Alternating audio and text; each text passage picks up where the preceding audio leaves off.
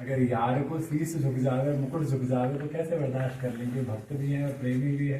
तब उन्होंने श्रीनाथ बाबा की विनती की और कही, आप या मस्तक को या मुकुट को हमेशा ऊपर ही रखो, ये ऊपर ही अच्छा लगे। हमारी श्री जी के आगे झुक तो अच्छा लगे और भक्तन के आगे झुक तो अच्छा नहीं लगे। तब इतने में श्री गोविंद स्वामी जी की बात सुनते हुए श्रीनाथ जी ने अपना मुखमंडल ऊपर किया। तब गोसाई जी ने परस्पर दोनों सखाओं का मिलन कराया, गोविंद स्वामी जी का और श्रीनाथ जी का आलिंगन कराया। उसके बाद जाकर फिर गोस्वामी जी मनी मन विचारने लगे कि आज गोविंदा की पहुंच कितनी हो गई है कि श्री ठाकुर जी का मन मंदिर में उसके बिना नहीं लगता और श्री ठाकुर जी उसके आगे अपने मुकुट को झुका देते हैं, जबकि ठाकुर जी का मुकुट आज तक किसी के आगे नहीं झुका, केवल श्री जी के आगे झुकता है।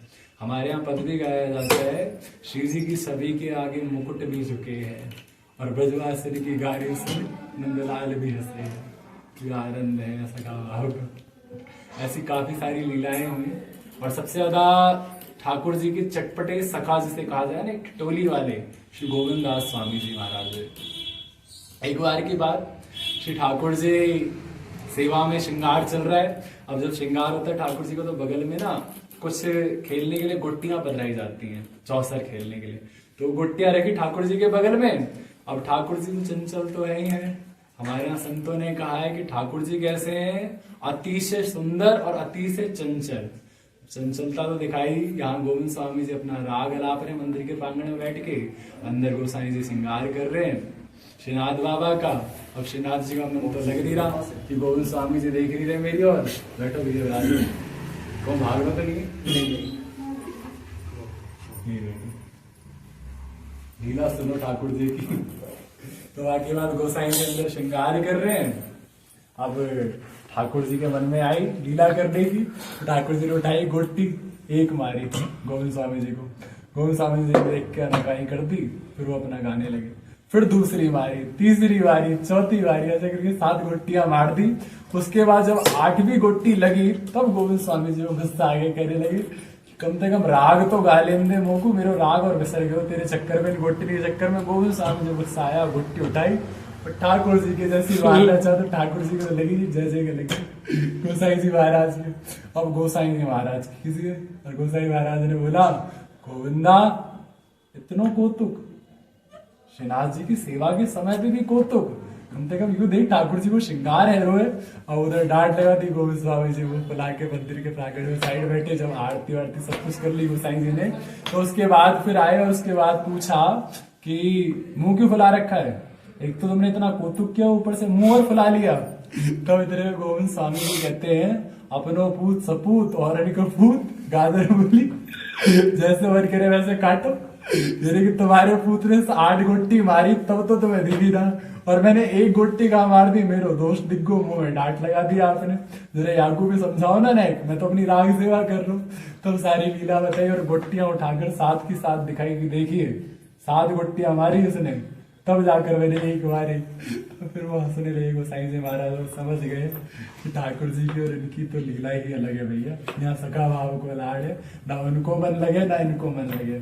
और ऐसे ही एक बार मंदिर के प्रांगण में बैठकर श्री गोविंद स्वामी जी गा रहे हैं, ठाकुर जी को रिझा रहे हैं। अब ठाकुर जी बगल में बैठे हैं और ठाकुर जी भी गा रहे हैं, बढ़िया आलाप लगा रहे हैं। अब आलाप लगाते लगाते ठाकुर जी तो चंचल तो है ही, तो कुछ तो करना ही है। अब कौतुक मचाने के लिए गाते गाते बीच में इधर जैसी तान ऊंची ले, ठाकुर जी नीची ले, यानी उनका राग बिगाड़ने लगे। अब गोविंद स्वामी जी को गुस्सा आया, तो गोविंद स्वामी जी बोले, ढंग से गाओ, अगर गाना है तो, अगर गाना है तो ढंग से गाओ। अब जैसे इतना सुना तो गोसाई जी महाराज ने देखा कि मंदिर प्रांगण में कोई और है तो नहीं, बस केवल गोविंद स्वामी जी बैठे हैं और ये किससे बात कर रहे हैं। तो कोई बात नहीं, एक बार तो उनकी बात को अनसुना सा कर दिया। फिर दोबारा ठाकुर जी ने वही किया, राग चल रहा है भैरवी, अब ठाकुर जी गा रहे हैं बदरा। अब फिर गुस्सा आया गोविंद स्वामी जी को, तो गोसाई जी देख रहे लीला को दूर से खड़े होकर प्रांगण में चल क्या रहा है। फिर इतना बोल पड़े, अगर गानो है तो ढंग से गाओ, नहीं तो मैं उठ के जा रहा हूँ, हो गई बहुत राग सेवा भाव की। तो बुलाया गोसाई जी ने गोविंदा को, गोविंदा मंदिर के प्रांगण में बैठो, तू अकेलो है, कौन से बात कर रहे हो, कौन है। तो उसके बाद बताइए कौन हो, आपको एक ही है सपूत, बस वही है, परेशान कर रहे हो मुझको। तो बाकी बाद गोसाई जी महाराज के मन में एक चटपटी आई, एक भाव आया, प्रेम से भरकर गोसाई जी महाराज ने पूछा गोविंद स्वामी जी से, लालजू गाते कैसा है? श्री लालजू गाते कैसा है? भाव में भरते हुए। तब यहाँ तो सखा राव का था, तो गोविंद स्वामी जी बोले, हाँ ठीक ठाक गाते हैं, लेकिन इतने में गोसाई जी के मन में जो बेचैनी थी वो और बड़ी, लेकिन सीधा किंतु परंतु लेकिन लग जाए तो कुछ तो है इसके पीछे। कहते लेकिन क्या? कहते लालजू गाते तो मधुर है, लेकिन श्री जी उनसे भी ज्यादा मधुर गाते। तो गोसाई जी महाराज ने सुना तो गोसाई जी महाराज मान गए कि बलिहारी यह सखा रस की और बलिहारी यह भाव की। और ऐसा भाव रहा श्री गोविंद स्वामी जी का कि जब तक गोसाई जी महाराज उनके गुरुदेव शरीर में रहे तब तक उन्होंने अपने देह को रखा। जैसे उनके गोसाई जी महाराज का शरीर त्याग हुआ उसके अगले ही दिन उन्होंने अपना शरीर त्याग किया। ऐसा गुरु भाव रहा, ऐसा प्रेम रहा ठाकुर जी। नित्य ठाकुर जी की मुक्ति को प्राप्त किया। बहुत सी लीलाएं की ठाकुर जी ने उनके साथ में। काफी बार तो ऐसा होता था कि गिरिराज जी की कंदराव में गोविंद स्वामी जी घूमने आए टहलने के लिए, सैर के लिए। श्रीनाथ जी भी आ गए। भगत के बिना मन थोड़ी लगता है इनका। जहाँ भगत वहाँ हरि, भगतन के पाछे पाछे हरि। अब आए जैसे ही गिरिराज जी कंदराव में तो गोविंद स्वामी जी को देखा टहलते हुए तो बोल पड़े, क्यों रे गोविंदा टहल रो है? वो को ना टहलाए हो? टहल लो, इतना बड़ो बागान पड़ो, आपको कौन ने रोकी? आप टहल लो, आपको कोई ने पाबंदी थोड़ी लगाई है। और ठाकुर जी बोले, ना मुझको ऐसे ना टहल लो, मुझको आज घोड़े की यात्रा कराओ। आज तुम घोड़ा बनो और घोड़ा बैठूंगा मैं, तब घोड़े की सैर करूंगा, तब टहलूंगा मैं। अब गोविंद स्वामी जी ने बजा करी कि ना ना ना मैं ना बनूंगा। तो ठाकुर जी बोले, तो हमारे दास नहीं हो, भगत नहीं हो लगता है, क्योंकि भगत के अंदर मैं नहीं होती। भगत के अंदर तो ठाकुर जी का आदेश होता है केवल। जो ठाकुर जी ने कही वो मान लो।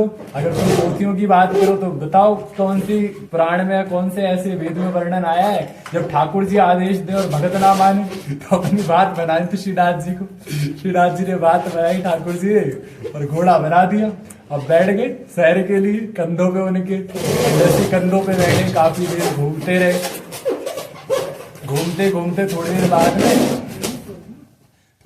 में घूमते घूमते मन में बन के आया, खेलंदू खेलंदू खेलंदू।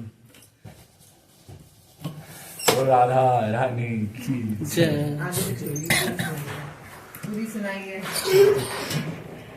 मेरे इसके लिए थोड़ी शांति चाहिए होती है लीलाओं की।